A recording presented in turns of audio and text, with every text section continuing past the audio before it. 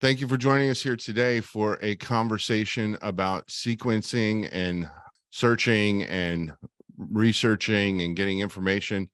And the goal here is to have a conversation directed towards what information do you need in this area to build a stronger biologics patent portfolio, really.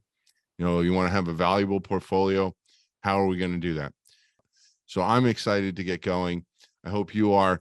This webinar is sponsored by CAS, and we really appreciate CAS's support. They've been a great supporter of ours for a number of years, and we just can't do this without supporters like CAS. And so if you need any searching or you need any information, please reach out to contact them and see maybe they can help you. What I would like to do now is let's focus on the topic of the day, specifically about sequences and building better, stronger, more valuable biologics portfolios using this data, which I understand is not easy, and I understand it is enormous. But what are your initial thoughts? Where should people be focusing? Where do you want them to think big picture as we dive in a more substantive conversation from here? And let's start with you. What is your big picture that you want people to be thinking about right now? I want people to think about that there is no real typical sequence search, that because the data is so big and it's all so complicated, that everyone is a unique search. You can't just throw a sequence into a box and hit a magic button and get a meaningful answer. Okay, great. Good. Ron, your preliminary thoughts.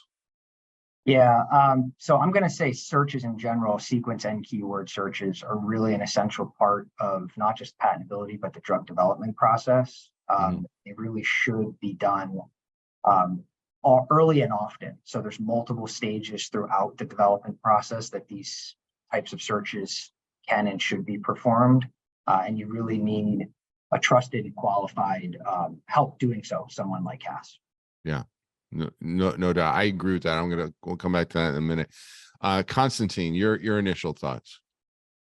Well, I think it's important to understand why run a sequence search in the first place, what it entails, and when it is the appropriate time for a particular client of a particular size, particular technology, and particular stage in the product development, as Ron said, when it is appropriate to run a sequence search and of what type. And I'm sure that Anne-Marie will expand on that. Yeah, and I want to get you also, Constantine, to expand on that, Ron, as well, because it's very important. I hear you talk about this, and I really enjoy doing these with CAS because it breaks it down to the very beginning, where you're getting the key information you need in order to not only develop the patent, but to develop the portfolio and the direction and look for white space and know what's out there. And you can't possibly know what you're going to find unless you start looking. And once you start looking, there's no way to know what that's going to germinate and whether that's going to lead you. So, Anne, I'm going to ask you to elaborate on that. Why is it so difficult? Why is it so challenging? And what are the best practices for finding that information that you need? It's very challenging just by how much data there is. There's actually petabytes of data, just so much data. So you have to think about things that you don't normally think about, like how to tune your algorithms and how to parse your data to begin with. But even more than that, you have to think about what kinds of searches will support answering your questions. So in the beginning of a project, you might be thinking, I want a landscape. I want to see what's out there and who's doing what and what's growing in and what's coming out. And then as you go along your project and you're filing your patents and you're concerned about freedom to operate, you want to update that with more and more focused searches and So you can't really think, oh, I've done a search, I'm done, I checked that box, I can walk away. You have to think as the project develops, that what you needed last year isn't what you need right now, and what you need next year isn't what you need right now. There's a big evolution as you go, where it's Yeah. very iterative. Okay, Ron, your thoughts on what Ann was saying? Any comments? Yeah, I agree. I think it's very important to do these type of searches often, because things change. You know, you might have a molecule that evolves, you might be optimizing a molecule, you make certain substitutions in it, you need to check those. And when you do these searches, you need to not only consider what your molecule is, but what maybe other people have been doing, how the case law has evolved over the years.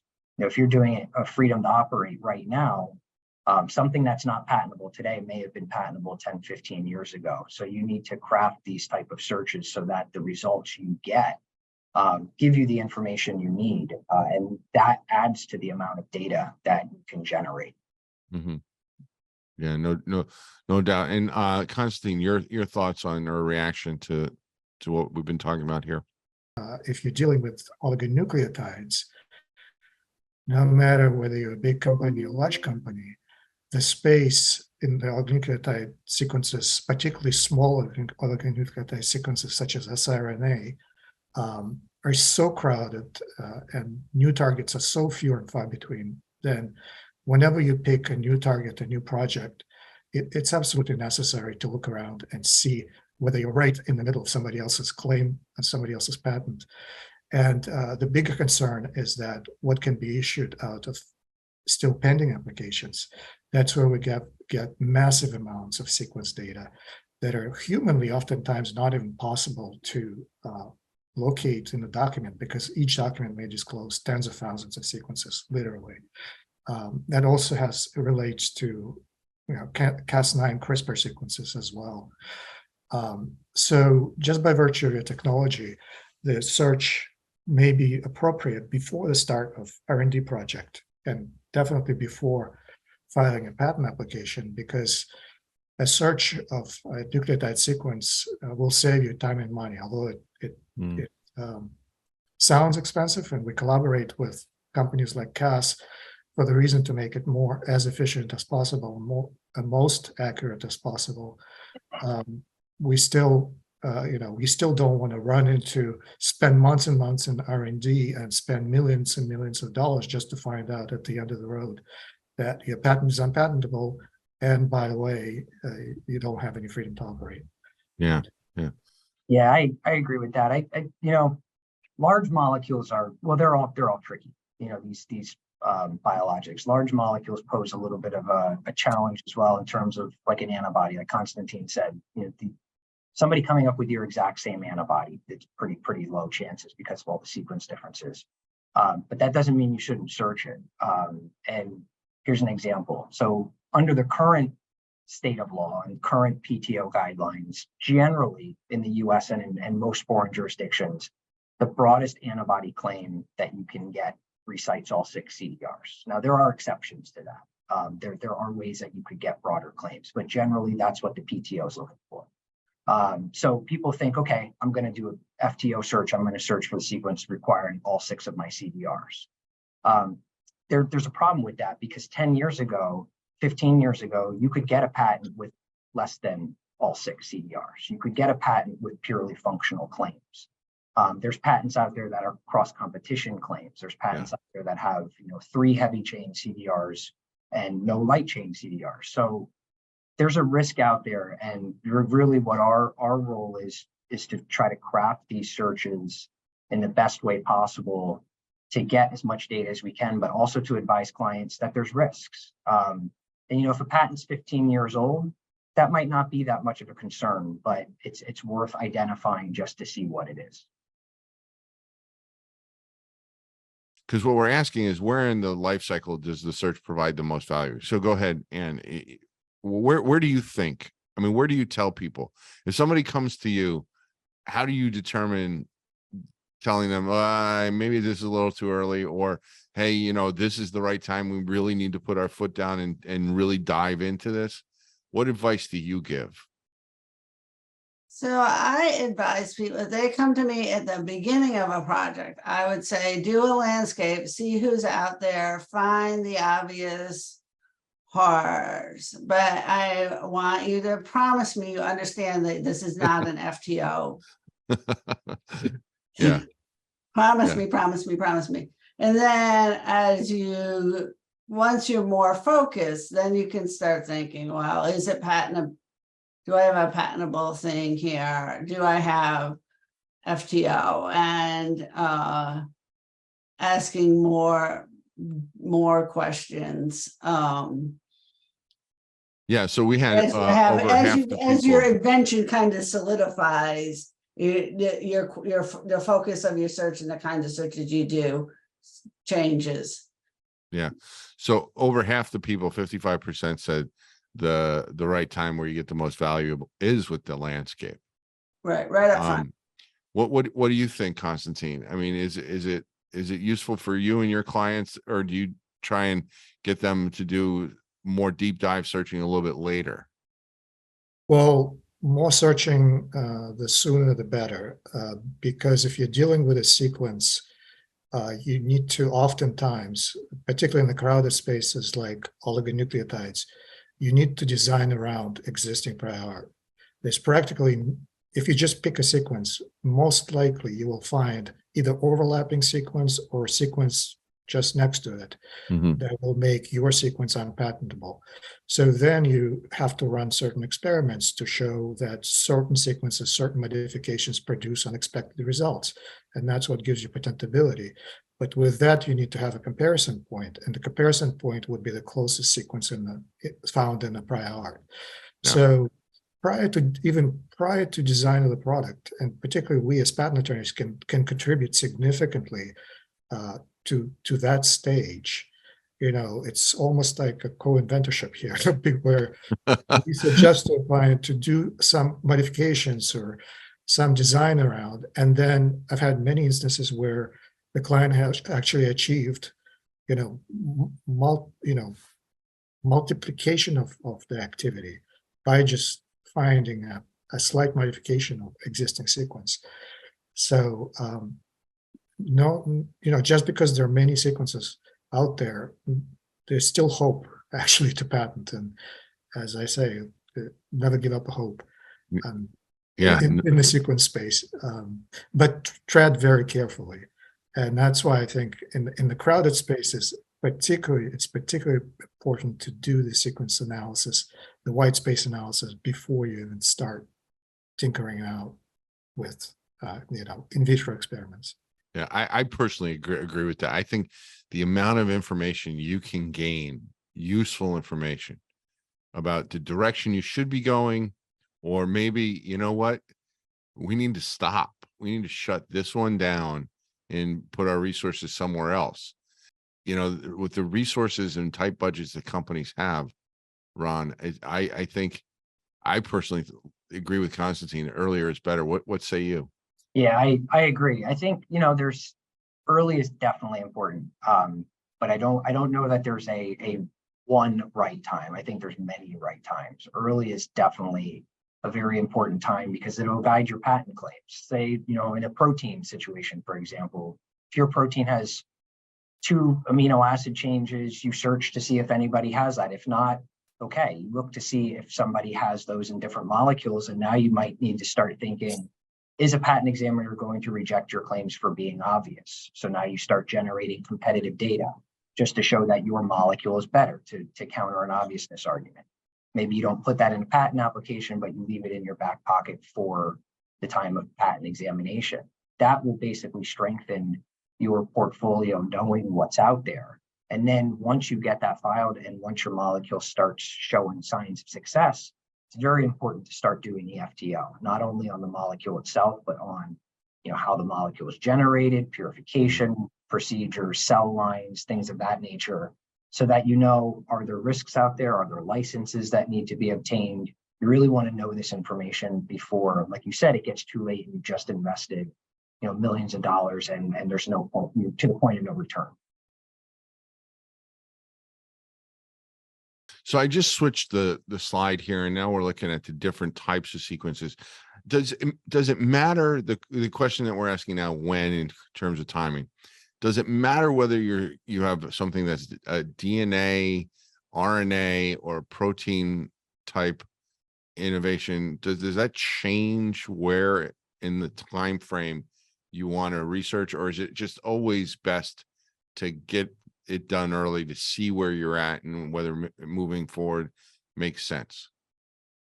Yeah, I think most of our clients search these early. We're generally brought in. My team is generally brought in later stage. We're generally brought in FTO analysis later in product development. But that's because many of our clients do these searches in-house when they're developing a molecule. So whether it's an antibody or a protein or an oligonucleotide, they do that initial patentability search. And they look to see what's out there, and that guides the patent process. And then we're brought in later stage to do the FTO analysis. Yeah. Is that your experience, Constantine? Oh, well, among the types of sequences, I would definitely say that the space is more crowded than short RNA and DNA sequences. That is CRISPR, siRNA, to some degree mRNA. Those are pretty crowded sequence spaces, and that's where I would put priorities in sequence searches. But another factor that affects all of it is the size of the company, because a larger company, and I worked at both large and small and worked with different clients, so a larger company can afford the risks associated with a faulty candidate that may have patent issues around it, or being unpatentable or have freedom to operate, by simply dropping that candidate. And nothing will happen. Nothing dramatic will happen. It's just a drop in the bucket, because their pipeline is hundreds, if not thousands, of different therapeutics. When you're a small company, and particularly startups where you have only a few to bet the entire game on, you really need to tread very, very carefully, because your potential defect within only one candidate out of 5, let's say, that you have, may have a significant impact on your valuation, or whether you want to enter into a license or you want to sell your company. There will be a valuation done, and part of the valuation, or raising additional money from investors. And the general rule of thumb that I propose to clients, if there will be a transaction worth more than $20 million, there will be necessarily a due diligence done by the partner or investor into your company. And that due diligence will be looking at the sequence space. So you better be prepared for it. On the other hand, having worked at a large company and working with business development people, I've had almost a routine request, we want to sign a collaboration, or we want to acquire such and such company.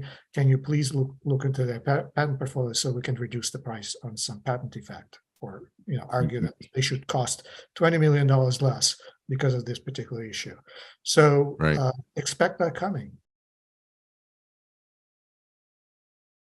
So let me launch the last question. What kind of search, what kind of analysis, regardless of when you do it, gives you the best, most value during the R&D process? When you say FTO, when a lot of clients say FTO, they assume you're just going to check the claims, right? Because you want to make sure that nobody has claims directed to what you're doing or that would cover what you're doing. But something important, and it goes to Anne-Marie's point, is you also want to make sure that they don't have times pending claims, not just granted claims, but pending claims that are close to allowance. So it's important when you do an FTO to focus not just on granted claims, but pending claims too, because it might not be an issue today, but 6 months from now, they may have gotten a grant, and now you're selling. Yeah, and it's not just claims too. This is what makes it so difficult, right? It's the specification. I mean, could they add this claim? When you settle these cases, or when you're licensing these things, it's critically important to have your portfolios open with good, strong specs and continuations possible. So that's what makes the FTO analysis very, very difficult. It's not only factoring in what we know that they have and what we know that they're doing, it's what may they be able to get, because in this space, all these families are open, right, Ron? Right, Yeah. Constantine? Yeah. Well, it's a golden rule. If it's an important patent at all, have a continuation pending at all times. Yeah. Yeah, and Anne and her team provide great guidance with this type of thing. When you go to them and ask for an FTO, they understand it's oftentimes not just the claims. When we're searching for sequences, we're not just searching, what if a claim has that sequence, but whether the specification discloses that sequence or something close. We're searching a protein. We rarely ever search for the specific protein sequence. We search for something that's 90, 92, 95% identical and look to see then what the claims have, what the specification has. So you really need to frame these FTOs broad enough to cover those downstream risks. Yeah.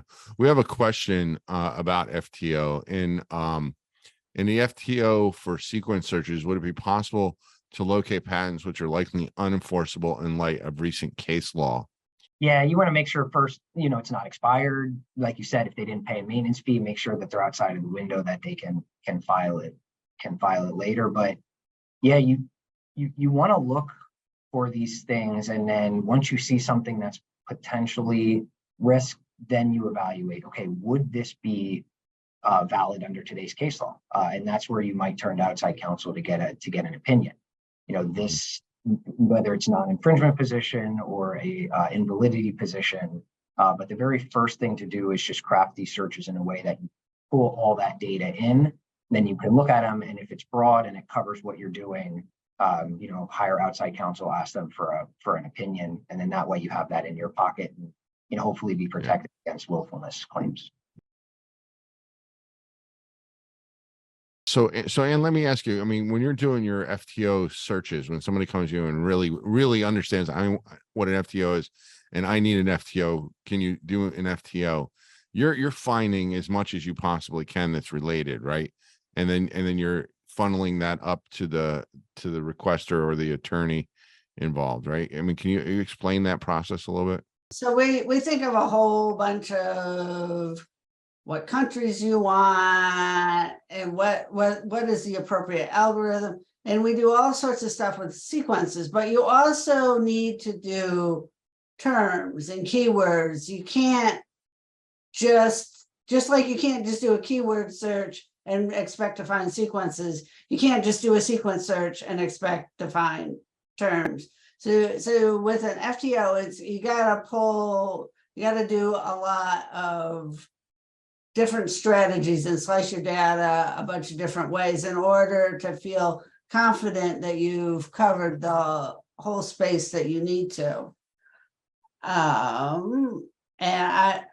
We use a whole bunch of different tools with a whole bunch of different search algorithms, different search platforms, do different post-processing.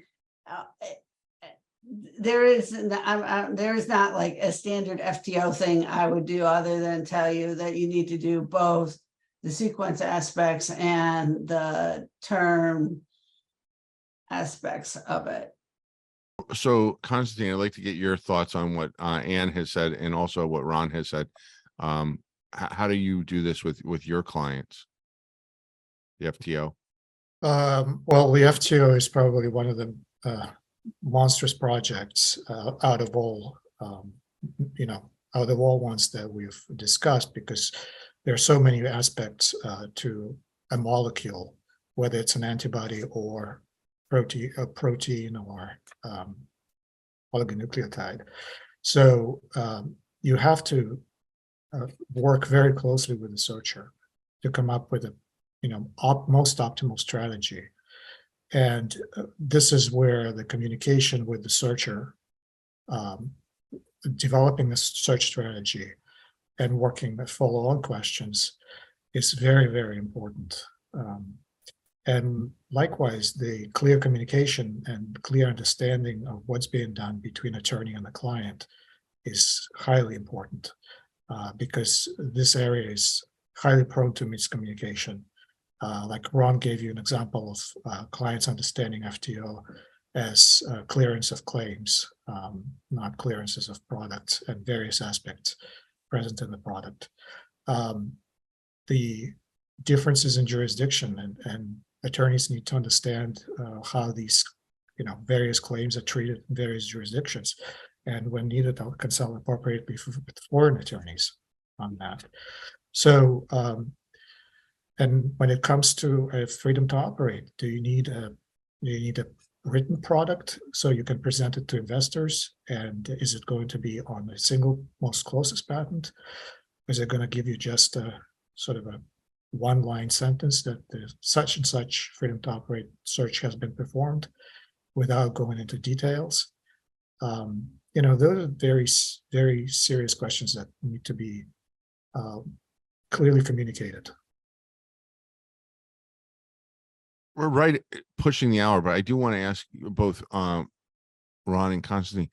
So how often do you actually do a real FTO? Because I would suspect that some people in the audience might find that information useful to get an idea about whether what they're doing or what their companies are doing is reasonable. So do you do a lot of FTOs? Do you not do them occasionally? Are they only with like the things that they get really excited about and think that, or is it only when they're entering a real crowded art field? What type of information about the frequency of FTO might you be able to share? Constantine first, then Ron. Well, I typically do FTOs prior to a significant transaction.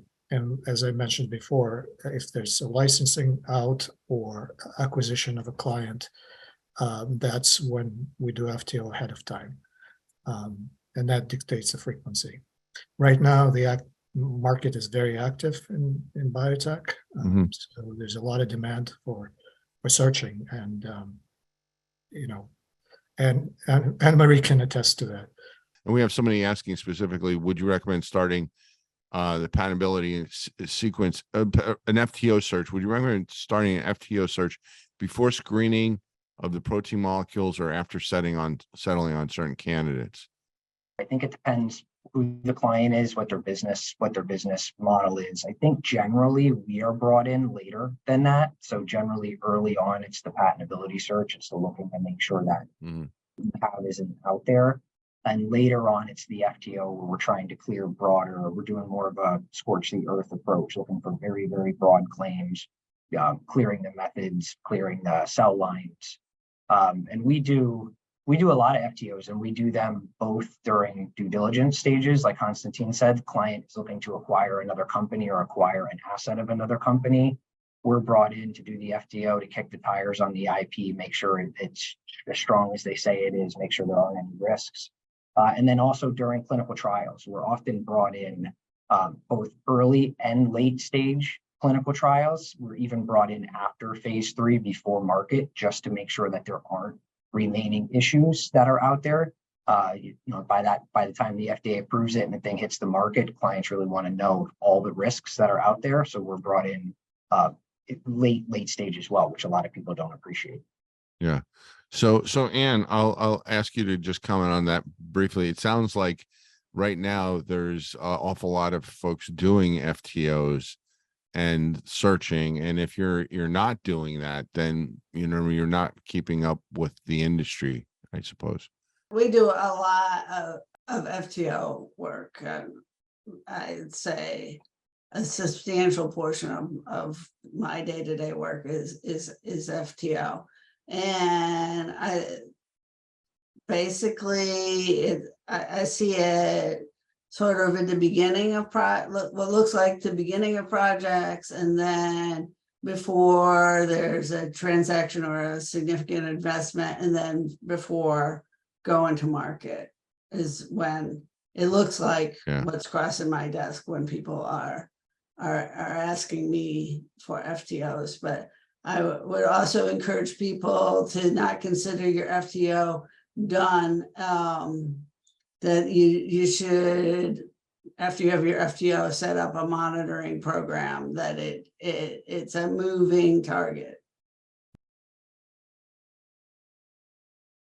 what strategies are you using in order to try and future proof the applications? I mean, I think that's a fascinating question, and it has to start with the science, I think, anymore, right? You have to make sure that the application you're filing really describes the technological advance, the scientific advance, and not just hand waving. So maybe you, Constantine, I'd like you to comment on that. Ron, I'd like you to comment on that as well. How do you take this information that you get, you know, through all the various searching, work together with the inventor and craft something that is going to be future proof? Thank you for asking. It's a very difficult and interesting question. It's very difficult. I mean, it's a moving target, you know, so predicting the future is a thankless job. We look at the trends in law, and particularly we've had a very strong trend in the last 20 years of tightening written description and enablement requirements to the point where we are no longer allowed claiming genuses unless they're represented by a number of species, a sufficient number of species, who, you know, keeps changing as law develops.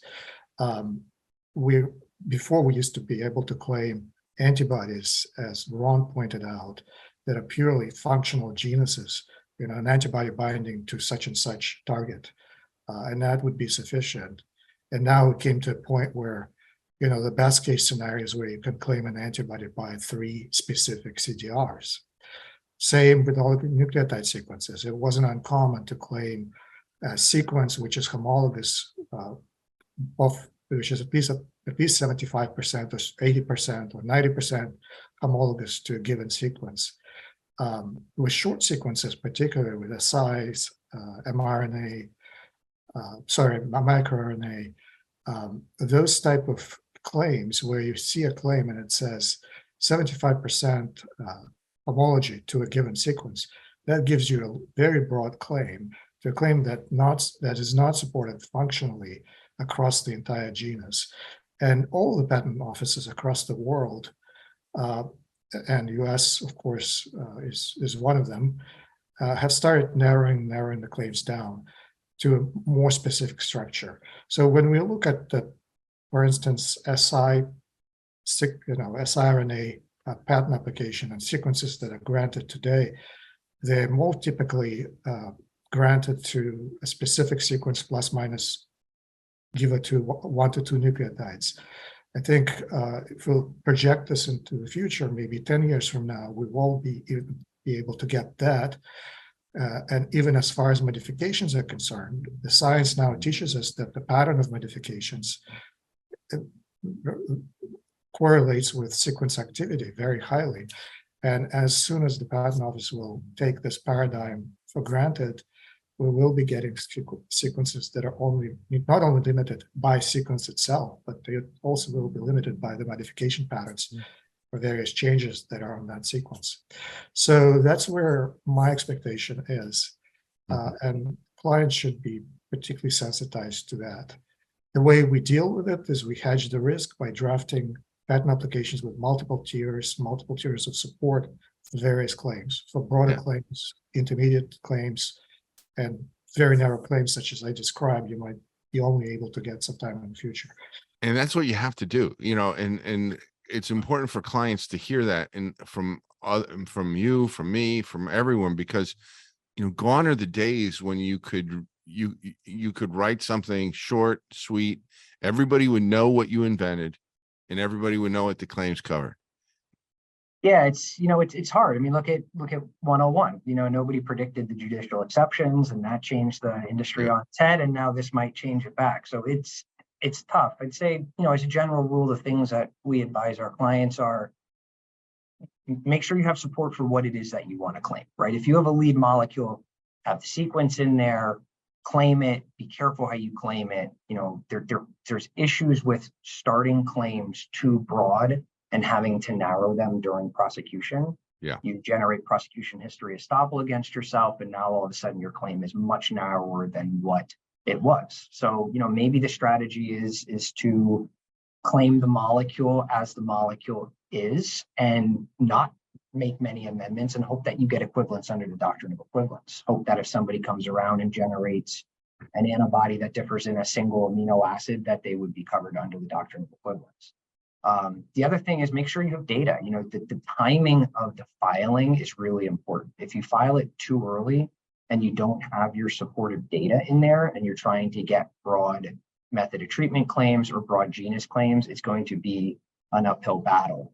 And now you have a patent out there or an application out there that won't give you the coverage that you want and is acting as prior art for later filings. So it is, there's a fine line, and some of it comes down to a business decision. Do we want to pursue just a single molecule, or do we want to try to pursue more molecules? But, as the Supreme Court recently said, the more you claim, the more you need to disclose. And we just don't know what that is at this point. So what I can tell you is what Bob Barr, who's Deputy Commissioner for Patent Examination Policy, he spoke at our event on Tuesday, and his guidance to examiners about Amgen is nothing really to see here, because the Federal Circuit did not get overturned. So what we were already doing, they had already factored in what the Federal Circuit ruling was. So just, keep on doing what you're doing. And they're contemplating whether they need to say more, do more, whatever. What he did say is that it would be his advice to the practicing bar that if you look at Amgen, it seems like they had, this big genus claim, and where their examples were in one tiny little circle within the Venn diagram.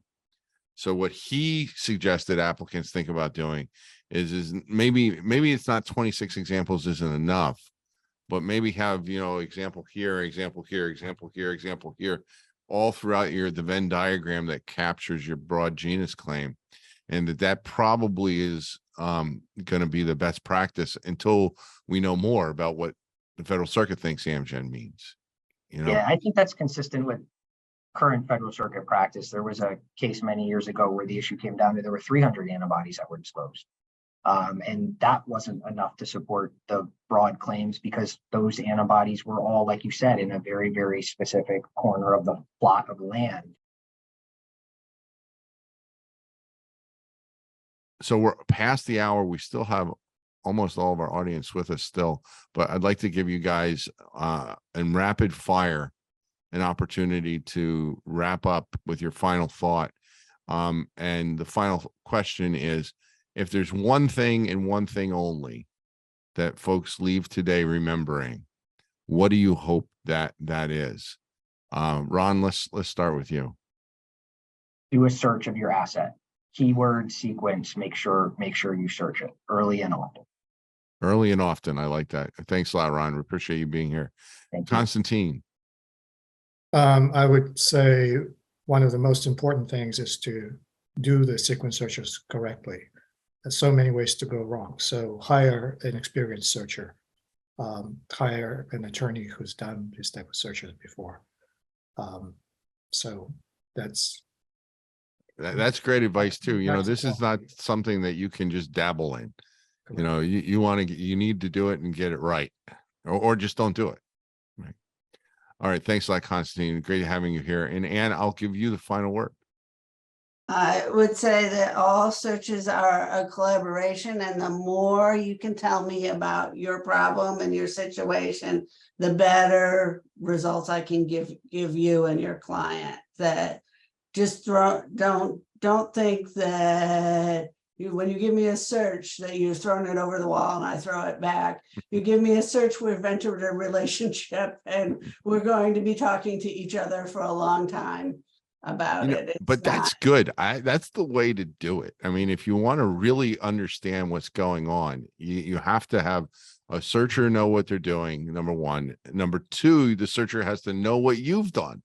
The different searches, different time, are for different reasons. Yes. And I love Constantine, I think you said it as well, and Ron, you said it.